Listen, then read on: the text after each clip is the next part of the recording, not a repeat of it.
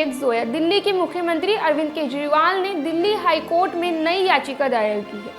केजरीवाल के द्वारा दायर की गई ताज़ी याचिका में हाई कोर्ट से मांग की गई है कि ईडी को कोई दंडात्मक कार्रवाई नहीं करने का निर्देश दिया जाए। सीएम केजरीवाल ने उच्च न्यायालय से कहा कि ईडी को अदालत के सामने यह आश्वासन देना चाहिए कि अगर मैं समन का पालन करता हूं तो मेरे खिलाफ कोई दंडात्मक कार्रवाई नहीं की जाएगी। केजरीवाल को ईडी ने 9वीं बार समन भेजते हुए 21 मार्च यानी आज बुलाया था। पूछताछ से पहले उन्होंने दिल्ली हाई कोर्ट का रुख किया और कोई दंडात्मक कार्रवाई नहीं किए जाने की मांग की। बता दें कि दिल्ली हाई कोर्ट आज मामले की सुनवाई करेगा। गुरुवार को दिल्ली एक्साइज पॉलिसी मामले में हुई सुनवाई के दौरान दिल्ली हाई कोर्ट ने 22 अप्रैल की तार लगाई है। इससे पहले भेजे गए समन पर पेश नहीं होने के मामले में उन्हें शनिवार को ही दिल्ली की एक अदालत से जमानत मिली है। दिल्ली एक्साइज पॉलिसी मामले में गिरफ्तारी की आशंका के चलते केजरीवाल ने दिल्ली हाई कोर्ट का दरवाजा खटखटाया है। उन्होंने कहा कि वो ईडी के सामने पेश होने के लिए तैयार है अगर ईडी आश्वासन दे कि वे उन्हें गिरफ्तार नहीं किया जाएगा। बीजेपी नेता हरीश खुराना ने केजरीवाल की याचिका दायर करने पर जो कुछ कहा वो आप सुन लीजिए। आज दिल्ली के मुख्यमंत्री एक बार फिर माननीय न्यायालय की ओर रुख करते हुए जो सम्मन इशू किया उससे इवेट करने की कोशिश कर रहे हैं। कल उनको माननीय न्यायालय से कोई राहत नहीं मिली। 3 दिन पहले भी वो न्यायालय गए थे, राउस एवेन्यू कोर्ट से भी उनको कोई राहत नहीं मिली, कोई स्टे नहीं मिला। अरविंद केजरीवाल जी, आप लाखों रुपए पर हियरिंग महंगे महंगे वकील खड़ा कर रहे हैं सम्मन्स को इवेट करने के लिए, कानून से भागने के लिए। क्यों भाग रहे हैं ये तो आपको मालूम होगा, लेकिन कानून अपना काम कर रहा है। कानून के तहत आपको सम्मन पे सम्मन इशू हो रहे हैं, लेकिन आप कानून का सम्मान नहीं कर रहे।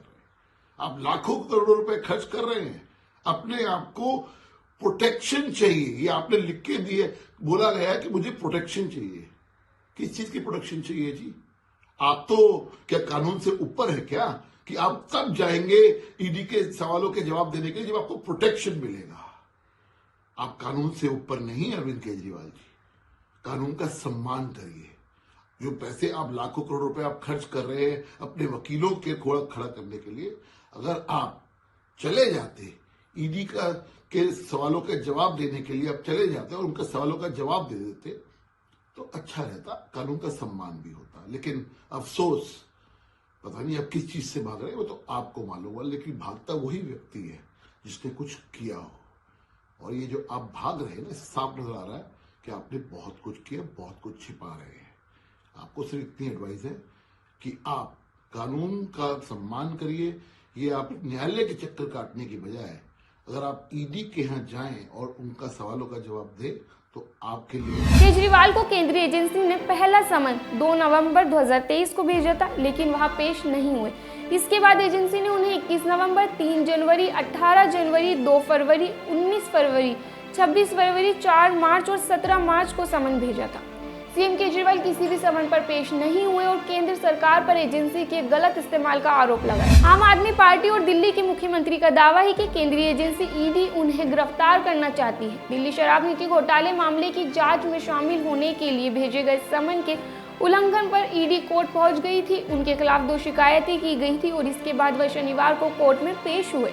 इससे पहले की सुनवाई में सीएम वीडियो कॉन्फ्रेंसिंग के जरिए बेंच के सामने पेश हुए थे। हालांकि राउस एवेन्यू कोर्ट ने माना कि उनके खिलाफ जो भी केस है वह जमानती है और उन्हें कुल 50,000 रुपए के 2 बॉन्ड्स पर जमानत दे दी। 22 मार्च 2021 को मनीष सिसोदिया ने नई एक्साइज पॉलिसी का ऐलान किया था। 17 नवंबर 2021 को एक्साइज पॉलिसी यानी शराब नीति 2021-22 लागू कर दी गई। नई शराब नीति आने के बाद सरकार शराब के कारोबार से बाहर आ गई और पूरी शराब की दुकानें निजी हाथों में चली गई। नई नीति लाने के पीछे सरकार का तर्क था कि इससे माफिया राज खत्म होगा और सरकार के रेवेन्यू में बढ़ोतरी होगी। हालांकि नई नीति शुरू से ही विवादों में रही। जब बवाल ज्यादा बढ़ गया तब 28 जुलाई 2022 को सरकार ने नई शराब नीति रद्द कर दी और फिर पुरानी पॉलिसी लागू कर दी। इस खबर पर आपके क्या विचार है, आप क्या राय रखते हैं, हमें कमेंट करके जरूर बताएं। बने रहें ऐसी तमाम और खबरों के लिए द फैक्ट इंडिया के साथ।